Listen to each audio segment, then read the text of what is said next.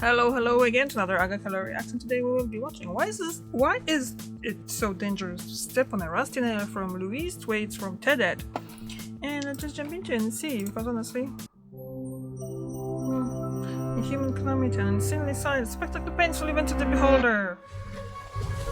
In the 5th century, Greek physician Hippocrates, creator of the Hippocratic Oath, was sailing with a very ill shipmaster. The captain was suffering a nasty infection that caused his jaws to press together, his teeth to lock up, and the muscles in his neck and spine to spasm. Hippocrates dutifully recorded these symptoms, but he was unable to treat the mysterious disease, and 6 days later, the shipmaster succumbed to his illness. Today, we know this account to be one of the first recorded cases of tetanus, and thankfully, modern physicians are much more prepared to handle this peculiar infection. Unlike other common bacterial infections like tuberculosis and strep throat, tetanus doesn't pass from person to person. Instead, the offending bacterium, known as Clostridium tetani, infects the body through cuts and abrasions. These infection sites are why tetanus is so strongly associated with rusty nails and scrap metal, which can cause such wounds. But the condition's connection to rust is actually much less direct. Clostridium tetani bacteria are often found in soil, manure, and dead leaves, where they can survive for years in the form of spores, even amidst extreme heat and dryness. These piles of organic material can sit undisturbed for long periods, potentially concealing old metal, which rusts over time. So if someone does blunder into this environment and cuts themselves, it would likely increase their odds of infection, especially since rusty metal can create jagged wounds with lots of deoxygenated dead tissue for them to latch onto. Once in the body, the spores begin to germinate. This process releases several toxins, including deadly tetanus toxin.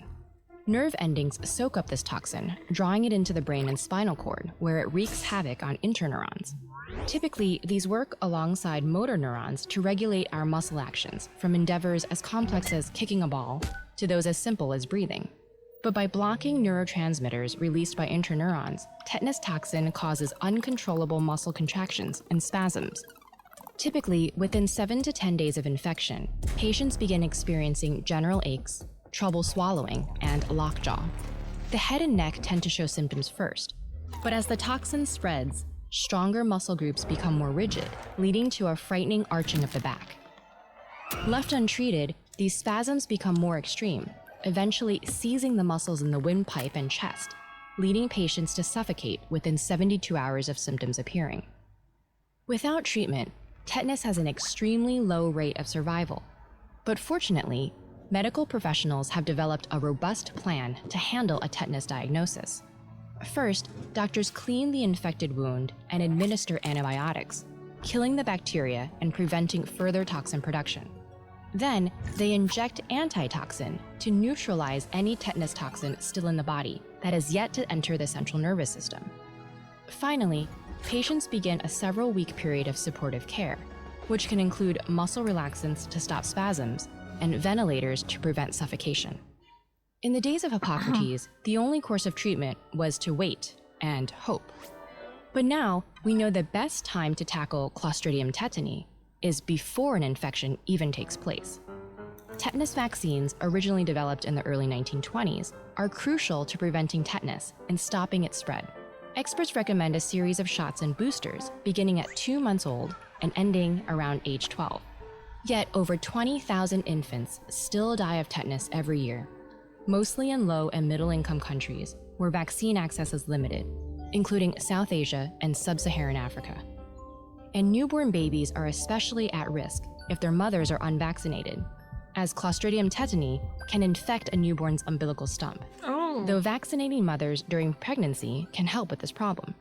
The fact is, tetanus remains a significant threat to human health, so people should get vaccinated and take measures to prevent infection after cutting themselves, whether it's on a rusty nail or a 2,400-year-old ship anchor.